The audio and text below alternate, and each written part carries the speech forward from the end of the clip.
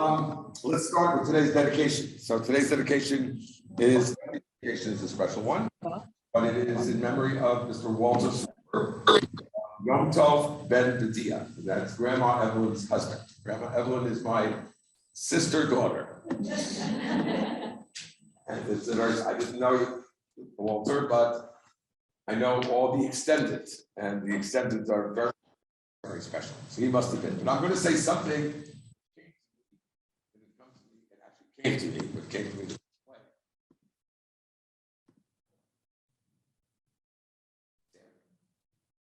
way. Sarah. No, I have to prepare now. So his name was Yom Tov, which is a very, very, very unique name. Jeannie told me two things that stand out in her memory of him.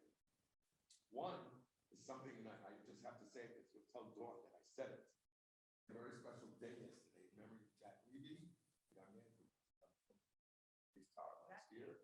Yeah, Jack Rabbi, young man.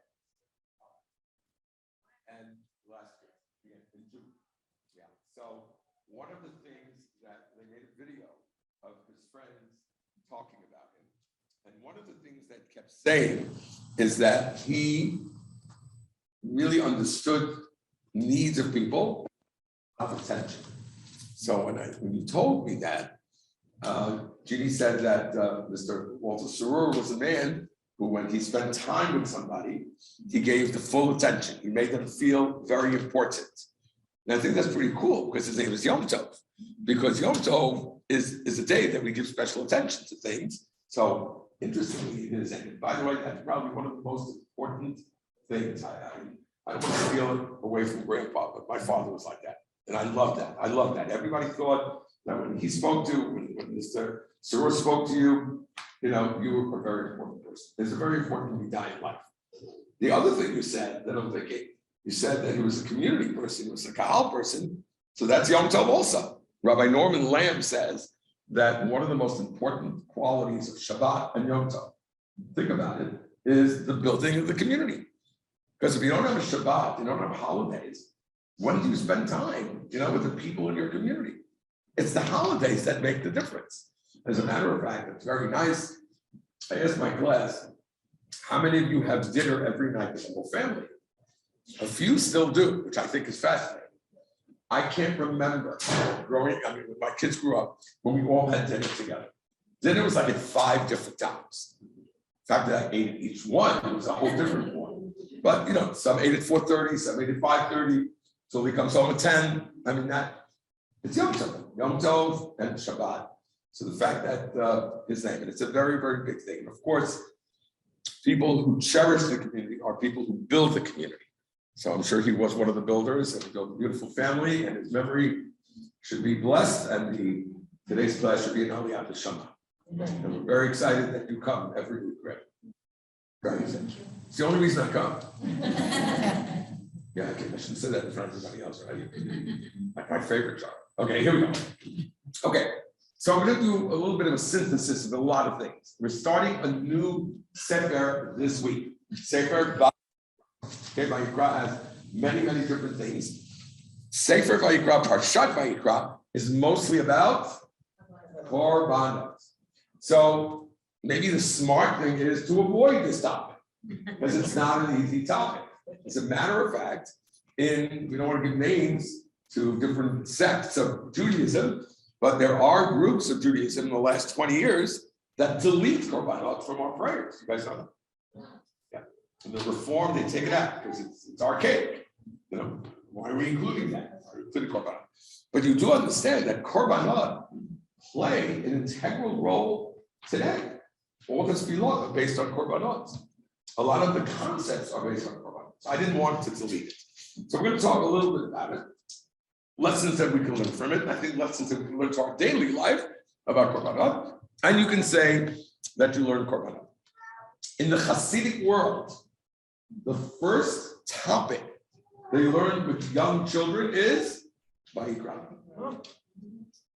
The thought process is, let the purest souls learn the purest concept.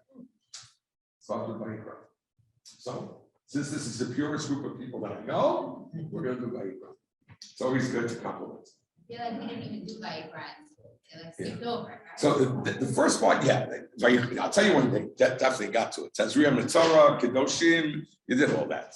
But this one, Vayikra, no. Okay, here we go. So now, it's tuition free. Okay, so the first thing I'm going to point, if I say to you the word korban, what does it mean? Sacrifice. Right, very good. Everybody says sacrifice. But you'll see, it doesn't mean sacrifice. What is the shorish of the word korban? Karot. So what's the goal of korban? You get closer. So where does sacrifice come? So I'd like to introduce, and therefore I think it's important in our life, is that the goal of a korban is not the korban itself, but it's the fact that I am sacrificing something from my life to Hashem. Which means I'm not sacrificing myself. The point is that the goal of korban is to show that I'm give up something to a concept, and the concept is the religion and God. How do I know that's right? So you see this little picture in the middle? You know what that is? It's Cain and Hevel. What's the very first korban that's discussed in the Torah? Is Cain and Hevel. So who had a successful korban? And Cain did not. What was the difference between the two? Look at the bottom. Number 2. Vayimi kes yamim, vayavei Cain mifri ha'adama minchal Hashem. Says Rashi, mifri ha'adama, of the most inferior, which means he didn't really give up something big. It was hard for him to part with that. Think about any concept. Think about the concept of stuck up, right? It's hard for me to part with it. I'm jumping now, but I want to get the thought in your mind. We're going to learn today that korban today is Achnasat Orchim. I'll prove it to you. So when we do Achnasat Orchim, who gets the best piece of chicken? The guest or you. And it's difficult to part with something, right? Do you know that one of the craziest stories I remember that? Oh my gosh. I brought it. We should be getting government funding for this. I'm serious. Yeah. This is great. That's 2 days in a row. I know, right? Yeah, Let's make it happen. okay. You know the story of that couple in Mumbai that got killed by the. Remember? Yeah. Do you know that they gave up their bedroom to guests? The Chabad couple. I mean, Chub's father, these guys shot them, but I know Chabad couples who people come to them, right? They give up their bedroom. I don't know if I would do that, but that's called a sacrifice, which means you give up something that's difficult for you to give up. Kain, I'm not here to bash Kain. If you're a pro-Kain person, I'm sorry. Now, what's bothersome as an educator and as a parent, you should remember, I've said this before, who initiated the korban?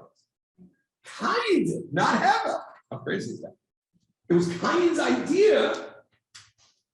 It's God to say thank you. You recognize. Hevel, what? How do I know that's true? Look at Dallas. The Hevel, what's the word right after that? A-B. So Cain was the initiator. But Cain couldn't, I don't want to call Cain an addict, that's a little strong. He couldn't separate himself from the materials. He couldn't do it. So he gave God. And he took the juicy steak. Hevel bought the best. So we see that the goal of the korban isn't to bring a korban. The goal of the korban is how much are you sacrificing. To be very simple, cows cost money. Korban was not cheap. So bottom line is korban right at the beginning is the concept of money. It's going to get much deeper than that. But I want to prove the point of sacrifice. You ready? Page 2. I say the word korban. What famous korban? One of the most famous korbanot connected to a Yom Tov is the korban Besser. Korban Besser. It's okay. See how the Torah says. What did they do with the blood of the korban Besser? They put it on the door. And why did they put it on the door? To mark down. In order for Hashem, Passover. to know That Jews live the there. Jews live there. Besser. Does that bother anybody? Yeah, makes no sense. Hashem doesn't know who lives there.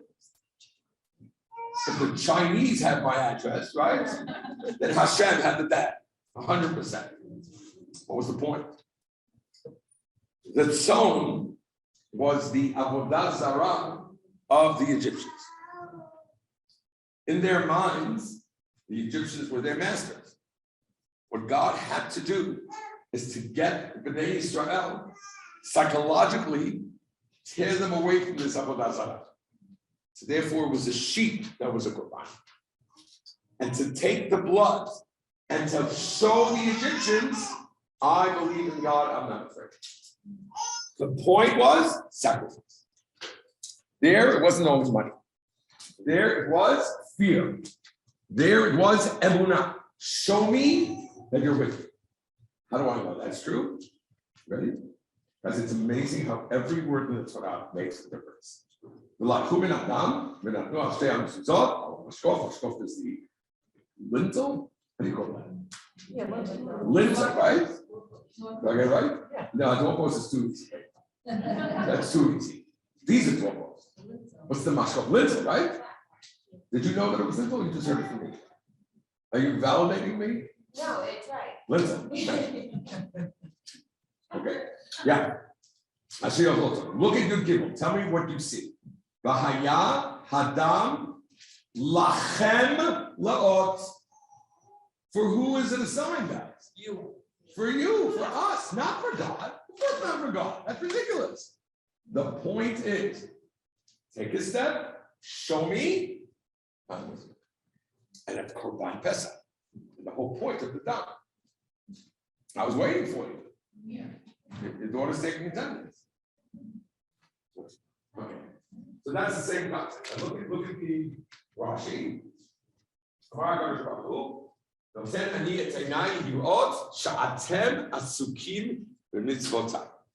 What do you care about? What are you sacrificing about? So understand that the whole concept of Korban now, try to get out of the animal mode and try to get into the goal mode. The goal mode is, how does one get close to Hashem? By sacrifice. And the truth is, think of any other relationship. How do you build a relationship? What makes a relationship a relationship? What makes a husband and wife have a relationship? Are you willing to sacrifice for the other person? Are you willing to give up something that's important to you for the other person? And that's how you build a relationship with Hashem. And that's what Korban is all about.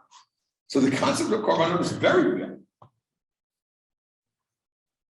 This is one of my favorite debates Torah, you might remember. But now I sense that in America today, in the world we live in, I'm going to show you probably the most important sacrifice to show that you really, really love God. Okay. You're not going to say give up your cell phone. Oh, I wish I could say give up. Okay. Yeah. It's okay. We're not talking about it. Okay, so I want to tell you, I did, because some of the mothers are here now. Okay, yesterday, whatever. I don't know if I agree with this teacher or not. I don't want to discuss it. I'm just telling you. So a certain person took away a number of girls' phones during Tefillah. She shouldn't have. She shouldn't have. I need to describe the reaction. Listen, I come in, it was 5 to 8, I come through the door. Okay, we're not discussing whose kids. There were like 25 girls standing in the lobby waiting for me. I said, oh, nice, you know. And they, well, we can't eat today. Because they have no money yet, because on the phone. Yesterday was a program, so of course nobody puts up lists anymore. They send it by phone, which room to go to. We don't know where to go. What if my mother needs me? It was the entire day like that. So first I offered to buy lunch for everybody. They said, we're so happy. My brother came to visit me at the end of the day. I had all the phones because the secretary was sleeping. It was big, it was like 25 phones. And it was on my desk. My brother had the door closed. It was 5:15. Like 1,000 girls came in. My brother's looking, what is this? You know, they're like, Yeah, I love the kids. Okay, so this is a beautiful thought. If you never heard it, But I want you to understand that in today's age, in my humble opinion, this is the sacrifice to show if we're real or not. Here we go. So the pasuk says, it's pasuk ben. It's a little cut off. I'm really sorry. This is the second pasuk in our parsha. Daber el bnei Yisrael va'amarta aleihem Adam. You guys see it? It's a little cut off. Ki akriv mikem korban l'Hashem. Okay. Normally, if the Torah wants to say an individual does something, what word do they usually use? Ish. Can I tell you a sideshow? That's one of the nicest things about why they say Adam, and then I'll tell you another reason. You know why often it says Adam by the Jewish people? What is the plural of Ish? What is the plural of Adam? There is not.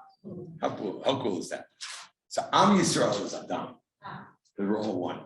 I thought that was nice. Okay. Yeah, but Rashi and the Gemara see something else with this. If I say the word Adam, what pops into your mind? Adam Harishon. Says Rashi. Okay, I'd like to do the Hebrew. Never do the English. Lama Ne'man. Why does it say Adam?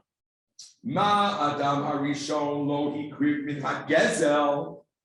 Just like Adam Harishon, who was alone in the world, clearly didn't bring a korban from something that was stolen. Everything was in it. You too, right? Shakol hayashalo, afaten lo takrivu min hagezel. So the pasuk is saying, this is a beautiful thing. If you have any child studying right now in yeshiva faculty, they're learning something called lulav hagazul, and there is a concept called mitzvah haba ba'aveira. You know what that means? You're doing a mitzvah, but you did it through a what? A sin. God's not interested. Not interested. You don't have a pair of tefillin. You go into shul and you steal somebody else's tefillin and put it on. Mitzvah haba ba'aveira. Not interested. And that's a nice concept altogether. You understand? Don't think you're doing a mitzvah. If you're doing it in a way that's inappropriate. Very nice. So therefore, if you bring a korban, right, from something that is what? Stolen, it's a problem. And you should know, there are many, I don't know, people are on that, I forgot. I don't know if people are on that level today, but there were many rabbis throughout the years, it's a little tricky, who wouldn't take donations to build a yeshiva or a shul from certain individuals because they knew that those individuals' money was not clean. No, that never happened to me yet. It's a big deal. Subject time. Okay, as a matter of fact, Moshe Feinstein says, the order of the Parashiot, the Shemot, it's Mishpatim and then Terumah. Terumah was the building of the Mishkan. Mishpatim are all the laws. He says God is saying, first get the clean money and then build it. Okay, whatever. Yeah, So that's the man who gives the most. that. The man who gives the most, I always say it. Absolutely. No, the one who gives, those people gives the most, the one who. Another famous story of the Chofetz Chaim, beautiful story. So there was a man who was not into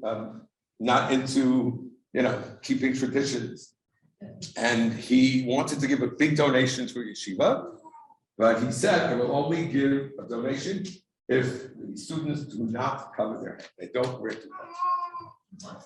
People, they don't wear skull caps. So the Chofetz Chaim says, "Fine, I'll take it." He took it and he opened up his yard. True story. Chofetz Chaim. Really? Yep. Smart guy. So you gotta know what you're doing. All right, here we go. Ready? Okay, very nice. Mitzvah ba ba'aveira. We don't want the korban coming from sin. Have you got it? So therefore, it's a reference to Adam HaRishon. You ready to learn deep? It says the word mikem. Right? The Gemara tells us by lulav on Sukkot, you can't use a lulav that doesn't belong to you. Because it says, I don't have it here, I'm just saying by heart. It says, Ulkachtem lachem b'yom harishon. Lachem, mikem means belonging to you. Got it?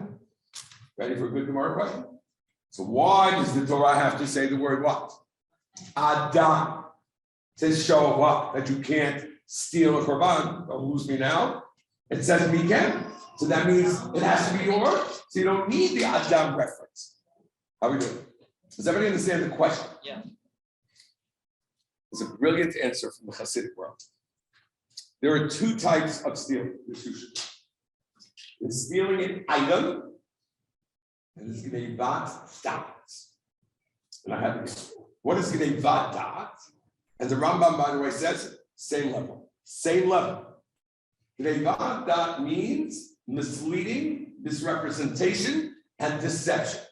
Basically, our entire political parties in the United States. Gneivat Dat is, I'll tell you a straight one. Daniel, you would love this one. What are you looking for? I see a jacket. Oh, Yankees? Yankee? Take it, dude.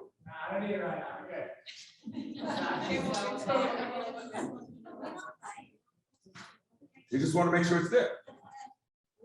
Gneivat Dat means student walks into class and says, "You're the best teacher ever."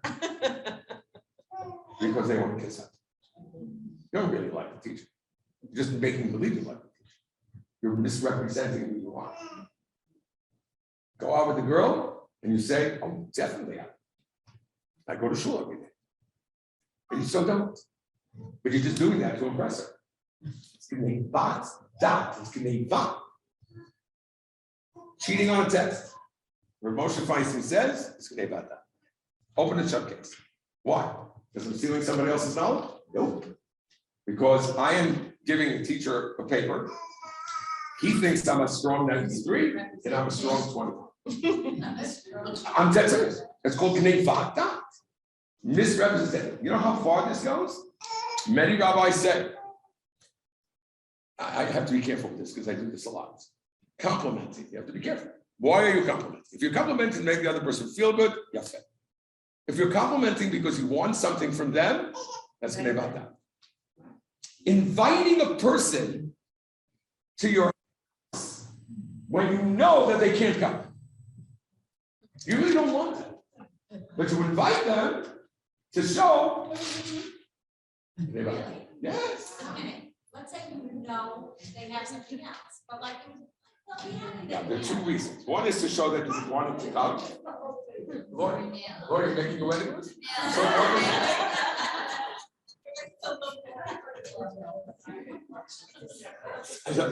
I'm so guilty of this. So we're sitting last night, it's a great, we're on live bulb. Our son got, so live bulb, and there were like 8 weddings that night. My shul is 3. So Freddie goes, yeah. You know, I keep seeing dollar signs, you know. No, I'm serious. That's called Gneivat Dat. I can tell you more. I don't want to make it upset. Let's say I have a competitive store. Now, if you want to show that you want that, that's beautiful. I'm talking about that you know the person can't come, right? So you say, oh, I'll give you another one. I have a competitive store. I have a competitive retail store, right? I have a retail store, the retail guy opened up. I want to go see what he's doing. But I don't want him to know that I'm going to see. So I'm making believe that I'm shopping. Maybe like that. Yeah, but I'm making believe. Say, if I come in and say, I have a store down the block, I want to see what you're doing, above board. But I'm sketching, I'm making believe that I want to shop. He thinks I'm a shopper, and I'm. Or you go into the fancy, handbag store. You want to just get the style because you want to get the knockoff from, that place. Should I stop all these examples? See, Lori's leaving. Lori's leaving because she can't handle. She can't handle. You're making believe you're going to the bathroom. Only Hashem can detect this stuff. You can be a fake. Correct. So Freda says, why do you give class? I said, are you kidding? It's the best therapy. Okay, here we go. This is so beautiful. Okay, so that's called Gneivat Dat, right? You guys with me? So it explains Gneivat Dat, what it is. Very nice, right? Watch my thumb. You guys all right, guys? Ralph, we were good? Watch. You know why it says Adam? Not to teach us that you can't steal a korban. That's me, Ken. Why am I getting close to God? Am I getting close to God because somebody's watching me? Or am I getting close to God because I believe? Would you shuckle the same way if nobody's watching? Would you do this Pesach Seder if you can't show it on Instagram? Would you dress this way if nobody sees you? I keep going. Today, I think that's one of the biggest sacrifices getting close to God. Anything that I do, am I doing it because other people see it? It's very hard. I dress up because I see. That made a question. It's so true.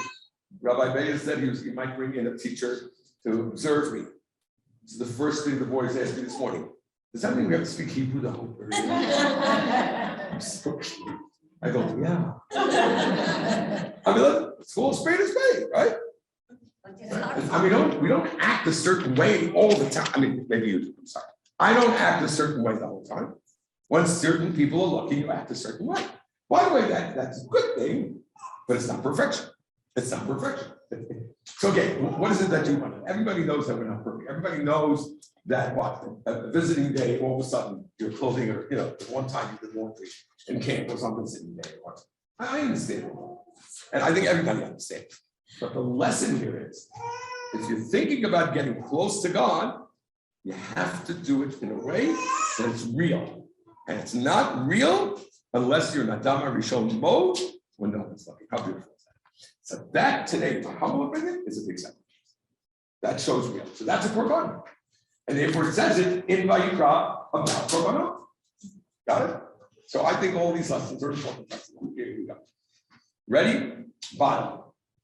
Now you do know that certain korbanot, especially korbanot nidava, there's korbanot chiyuv, chova, things that one has to bring in those days. A famous one, korban chatat, chilul Shabbat. Or korban chatat, if you know that. Somebody was mechalal Shabbat with shogate. Shogate means not reflex. Reflex is funny. We were joking about that in class too. I said, the kids asked me, what if I just reflex? You go to the bathroom. That's nothing. That's called onus. But I told you what happens. Sometimes you go to the rabbi's house on Shabbos, and then reflex, you close the lights, right? And then you go, oh, it's Shabbos, and then you turn it on. So you just moved from onus to mezit. You understand? And that was very fast. Shogate means that I totally forgot that it was Shabbos. How is that possible? Welcome to my life as I get older. Totally forgot that it's Shabbos, or I didn't know this malacha was awesome. I didn't know. That's borer? Really? I'm just taking out the pepper and said, I know. Very quiet right now. Yeah. You can't take out the peppers from the salad. You guys know that? First of all, none of our girls are Valentine chicken. There's no such thing. No more of that. I even said bones from the fish. They go, what? Yeah. If you have a salad, I have not like that.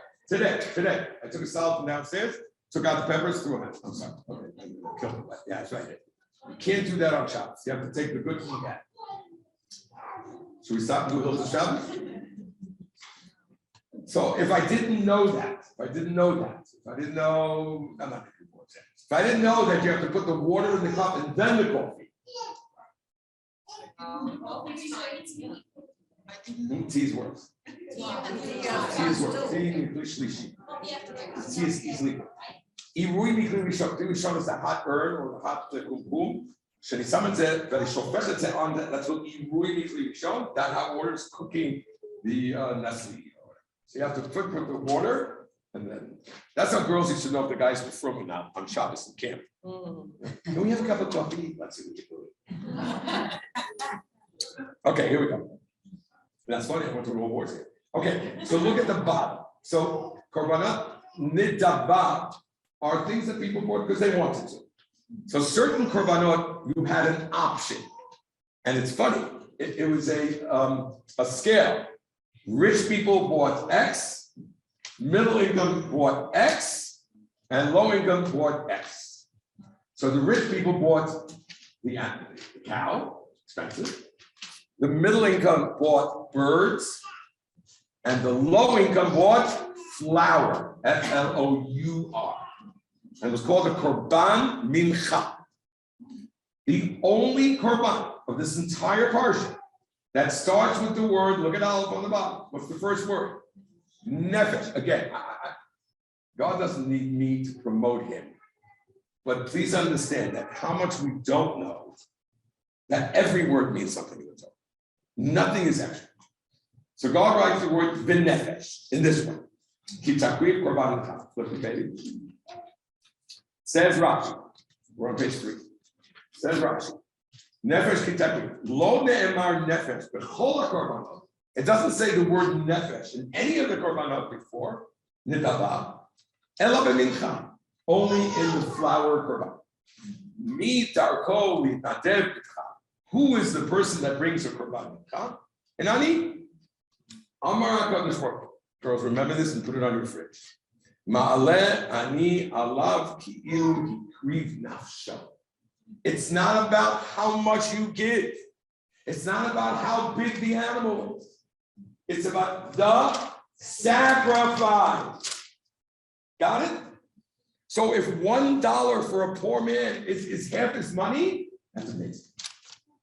But if $1 million is nothing for the other guy, it's not amazing. And we don't look at it that way. And God doesn't look at it that way. And it's a beautiful lesson. Nefesh exactly. Beautiful, right? No, nobody wants to guess my next step. What's the morning prayer called? Why is it called Shachari? Shachar, it's the morning. What's the evening prayer called? Why is it called Ma'ari? What's the afternoon?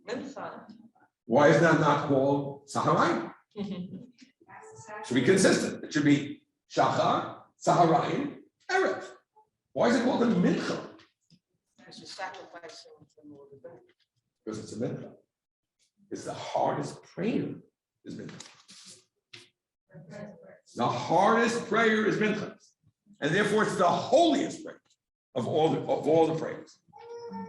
Which is the largest prayer? Even the dirt praise. Even what? The dirt. What do you mean even? Of course. No, I know from my granddaughter, she stopped everything and she prayed in how many times. Your granddaughter is saving the world. Maybe I hope so. I think so. Great, I admire it. I do also. I married her. You ready? Mincha is the shortest time. If you don't believe me, come see what mincha is like here. 2 minutes, boom! It's like, phew. You should see how fast it goes. But it's like that everywhere. It's like, especially in business, people who have these, they do short mincha, especially when it's summertime, wintertime, right? How beautiful is that? So they called it mincha because the word mincha means present, right? Mincha is a present, but it's more than present because all the korban, all the tefillot are connected to korbanot. So I'd like to offer that davening of mincha is connected to korban mincha because it says nefesh. Got it? Yeah. What's the key word again? Sacrifice. You guys getting the trend there? Yeah. That's the biggest thing. If you can only make 4 minutes for mincha, fine. But you do it, and it's hard. I said the story a lot. Years ago, I went down to, I don't know if they still have stores there. People in the community have stores in Delancey Street. You guys know Delancey Street? Yeah. Where you would go. Lower East Side. Lower East Side. What? Yeah. So I had to go buy something. What's that? We come from there. Ratner's. Yeah. Oh, Lindsay's and Ratner's. Yeah. Okay, you guys don't know what the heck I'm talking about. Ratner's was a very good restaurant. Okay, so I'll even tell you whose store I went to. Victor and Frida. So we had to buy something. I used to work in Ohio or whatever. So we need to get something, a television. So I went to him. It was a week of Hanukkah. We were going to have Hanukkah presents. And Hanukkah time, mincha is like, what? I don't know, 4, it's over. And I'm in the store in Delancey Street, and all of a sudden, Victor and others are going, mincha! I'm like, where am I? The Kotel? Half the store empties, the workers. And we're running down the street to Bunny Escaba's factory. And from all sides, yeah, you think they were giving out free ice cream, from all sides, men are running. I walk into this big, large factory room, 300 guys. Mincha. 3 minutes, they're back in the store. But okay, but that's a sacrifice. Okay, enough of that stuff. Ready? I love this. I'm telling you now. I want you to ask I don't want to say the men, women too. Ask people in your family How they understand? I want you to explain to me. This bothered me for years until I found something. You ready? It's okay, it's okay. That's the effect I have on people. You know what people are bothered with korbanot? This pasuk Tet, chapter 1, this week's parsha, I'm on 3. So he takes the legs and wash them, very nice. V'yitzir kohen et hakol, and the kohen goes with korban on the mizbeach, and it goes up in smoke, right? Ready? Ishe reyach nichoach laShem. Pasuk. The smell is fire offering, a pleasing fragrance to God. So till now we were pretty safe. This is weird. What's he doing, guys? God is up there smelling barbecue, and he loves it. So first of all, I'm very excited because now I can relate to God. I love smell. It's ridiculous. What does that mean? Does it mean that God likes the smell? And can I also tell you that some of the korbanot were birds? Have you ever smelled birds' feathers? Have you ever smelled it? Okay, if you ever did kaparot, take that and times it by 10. You guys ever do kaparot? Yes. The smell? Okay. It stinks. So it's not even a pleasant fragrance. What does that mean that God loves the smell? Anybody want to do this? Take this. I don't think I got this. These are doing their duty. Okay, I like that. Okay, so you know what? I'm going to paraphrase a little bit. Okay, let's just see it a little bit. Let's want to start. Smell, to use an idiom from the business world, is called a leading economic indicator. This means that one does not have to taste the chicken soup on Friday. One does not even have to see the chicken soup to know that I'm getting chicken soup. Picture walking into somebody's house, your mom's house, okay? Your mother-in-law. You're not doing the cooking. Smell the challah. You don't even see the challah, but you know what you're eating. Got it? Makes sense, right? Hashem smells the Jew doing teshuvah, and he's excited. Yeah, we anticipate. He's excited. He smells the goodness coming. I love this. Which means when a parent sees a kid basically about to do something, you can tell. You can tell the kid's changing. You can tell the kid's maturing. You didn't see it yet. You sense it. You smell it. It's exciting. And that's what makes God excited. He smells the korban, which indicates the sacrifice of the person. It's the best perush of this ever. And it's so true. And that's what makes God excited. I mean, I don't know how that works. God's excited. That's what it says. Everybody all right? A little stunned here. This was not a guilt one. This is not a one. This is not like inviting people to kiss. Okay, ready. But okay, I don't want to sound like a rabbi who has to defend things. How do you not learn Vayikra? All of these lessons to me, korbanot, is from my everyday life. It's not just at the time of the Beit HaMikdash. These are all lessons for us. Like the next one. Additives. All about food. Are there additives to, what's in the word? Additives, right? No? Am I wrong? What do you call those things? There's a word for it. Condiments, right? Are there condiments in the korban? Makes sense, right? You make a barbecue, but there's no, and there's a definite yes. Right? Kol mincha she'takavilu l'Hashem. Lo mincha is flour, so in the flour you would add things, right? Lo te'aseh chametz. No. No chametz. This is not Besser. No chametz. No yeast in the korban, in the flour. He calls seor, yeast. The whole divash, no honey. No honey. People love it. Honey to the Jones. It's great. They never put honey in the Jones. It counteracts the hot dogs. You know why Jones is so good? Because you put everything you had into it. Girls, appreciate it. You can't put honey, you can't put yeast. What must you put? Next page.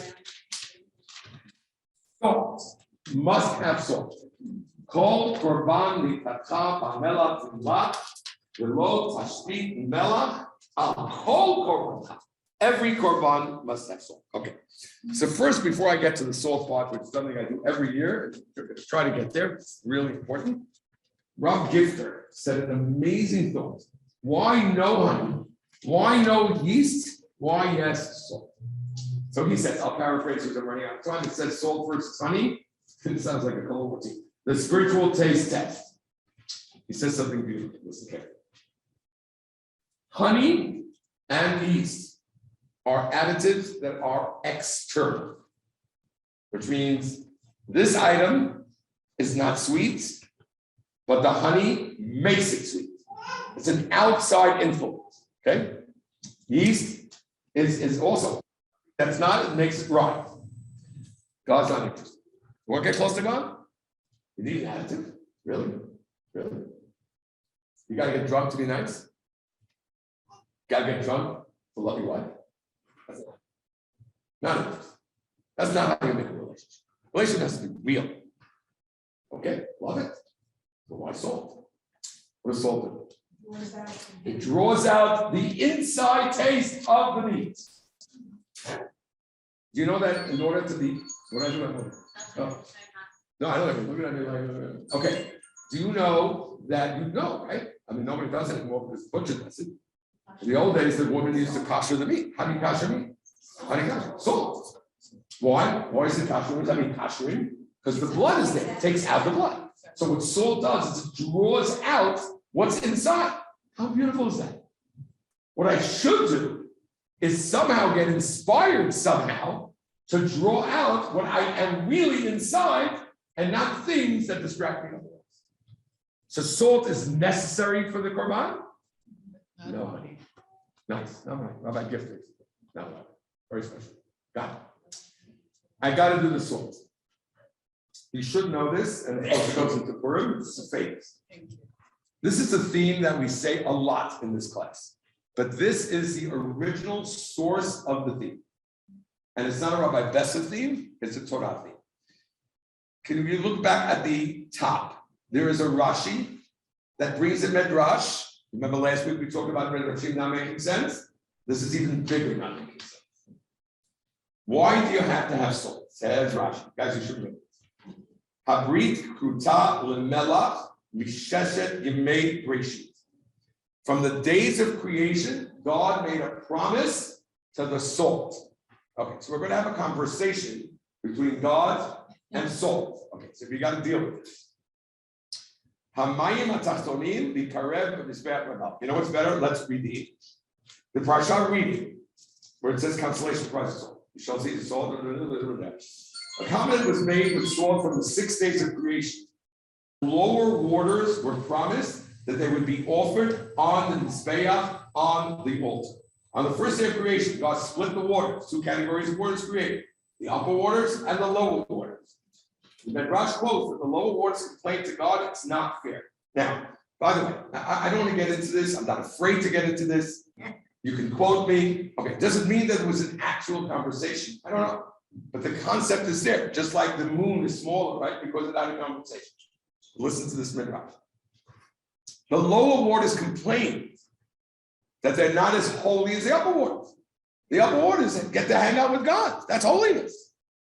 Lower waters here.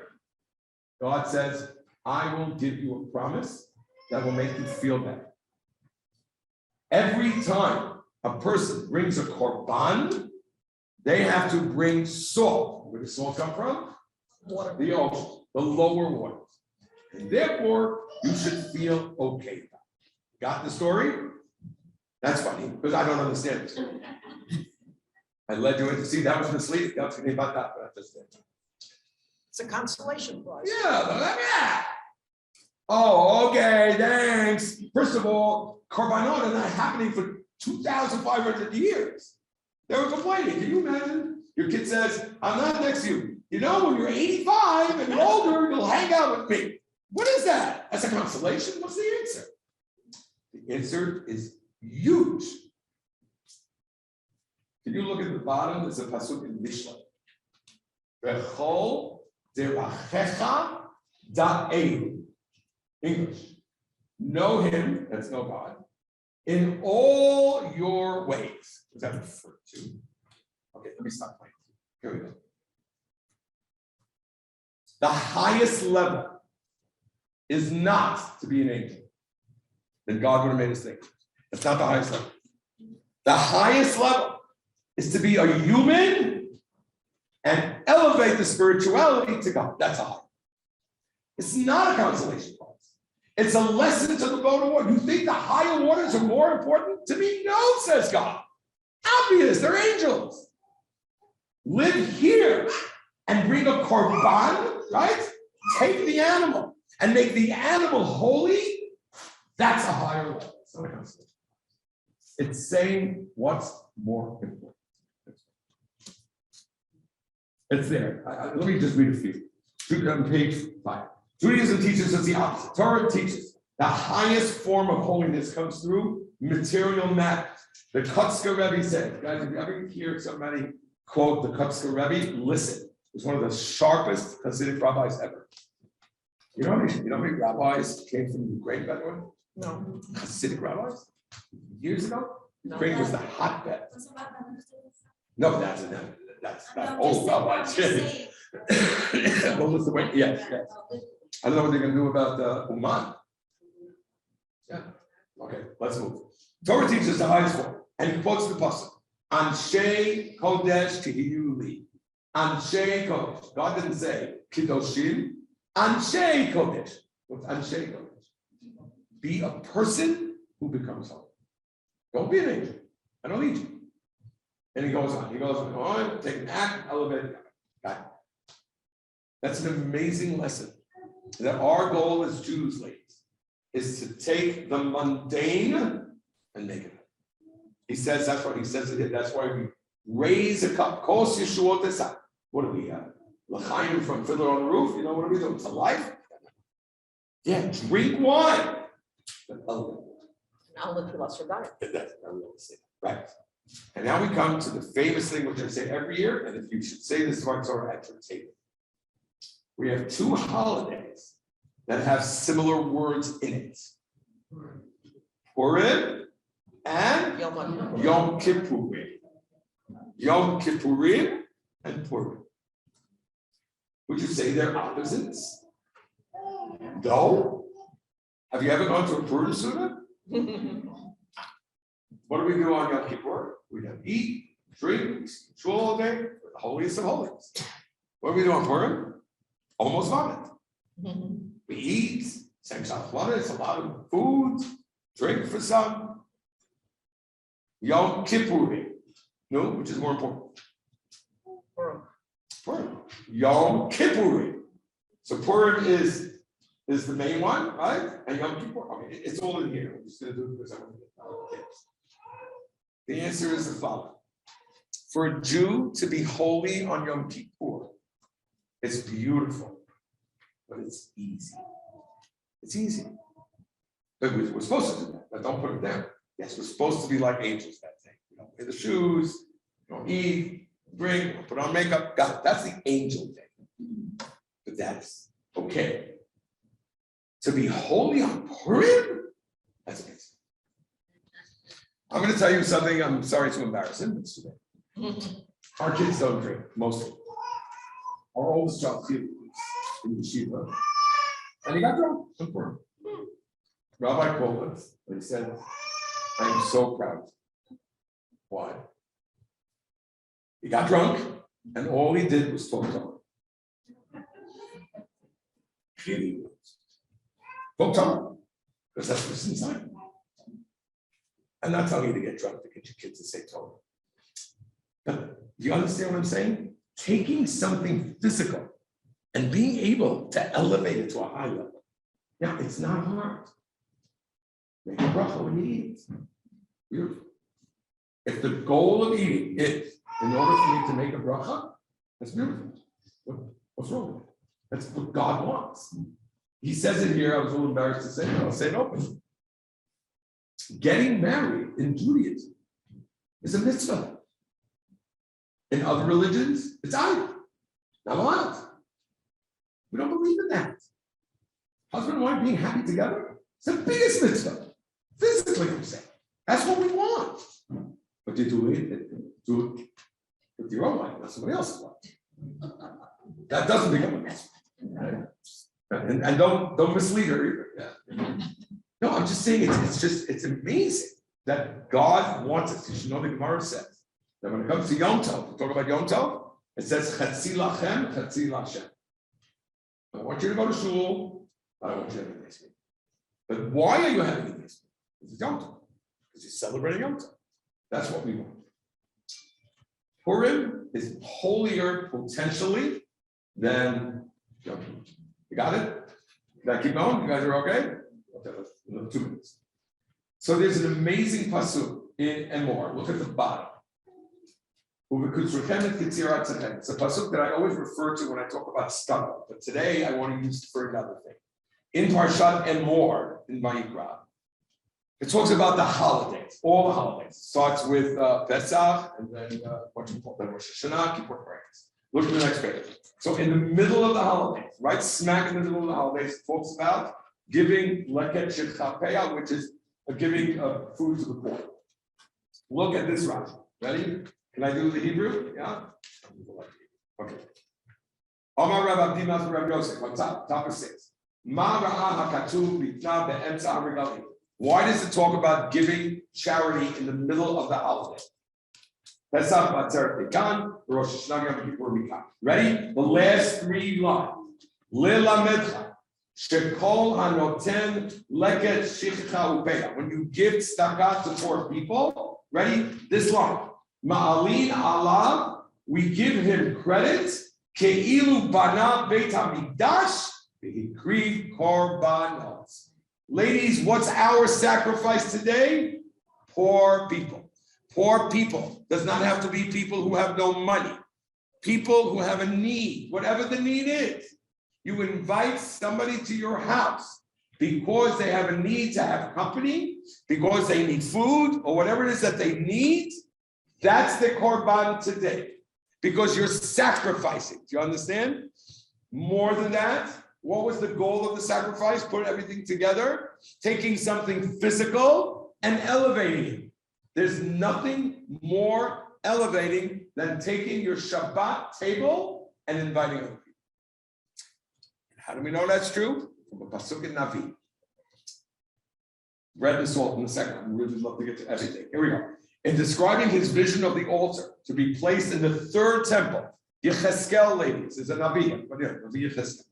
He says the pasuk, the altar, the Mizbeach, was wood, 3 cubits high, 2 cubits long, and he spoke to me. And then he says, Yecheskel is a Navi, so he says God's words. This is the table that is before the Lord. How sick is that? He's describing the Mizbeach, right? And then at the end of the pasuk, he says, "Zeh hashulchan." Yeah, today's Mizbeach is your table. What are we doing with our money? What are we doing with our food? What are we doing with pomegranate? What are we doing with all that food? Are we sharing it, or are we trying and keeping it to ourselves? That's the question. Who gets the best? And therefore, it continues. Okay, let's get quick. So now you should know, it's very famous. So what beautiful minhag do we have? You should do it every time, by the way. But definitely Friday after Shabbos morning. What do you do with the challah? Give it to the salt. Why? Why? Because the challah is the korban. Because we said that all korbanot have to have salt. The challah is the korban. Because your table is the altar. And now when you're looking at the salt and you're looking at the challah, what are you doing? Are you the only people around the table? Is it only about you? Or is it about elevating it by sharing it with us? All one big package. And the one more little one? I got this 3 things. You guys see the thing on the bottom? Okay, price went up like 100% now. You know how much silver is today? No. It's insane. This little thing that I used to get from my bar mitzvah, I can sell it and buy a house now. You know? I got like all these, Kiddush cups, you know. I really sort of pay for the wedding. Okay. My machon. No, come on, we did this. My machon. Jeannie, not looking up. My machon. Does anybody know what my machon is? What do we do? Rinse your head at the end before we finish. Does anybody know why we do my machon? Why do we do my machon? What does that mean? Okay. It says that we don't want you to hurt your eyes because you probably use melech sidomit. Raise your hand, how many people use melech sidomit? Okay. So you probably use melech sidomit. Melech sidomit is from the Dead Sea. Open your eyes to the Dead Sea. What happened? The Dead Sea is where stone was. So you might be using melech sidomit, and we don't want it to go into your eyes. So therefore, wash your hands before you wash. What's the answer? Sodom is the antithesis of everything we just said. Sodom said, what's mine is mine. I'm not sure. Sodom is anti-korban. Sodom is anti-elevating things that you're supposed to do to Hashem. When you finish your meal, wash your hands and see if you are a Sodomite or you were a Jew you're supposed to be. That's what's mine. And if you really, really, really want to get a little deal here, don't let it hurt your eyes, because somebody who's cheap, they call him Tsar Ayin. That's Ayin Hara. Why is it Ayin Hara? Why is Ayin Hara? Where's Ayin Hara come from? People are looking at me and they're jealous. Like that. I want that. I don't want you to have it. So the Einayim is the source of the Sodomi type of activity, which is the antithesis of Korbanot. So the assault in the beginning, is make sure you don't have the wrong salt at the end, and it's 1%. All right, guys, we're good? Is that too fast? Freilich and Purim, guys, stay healthy.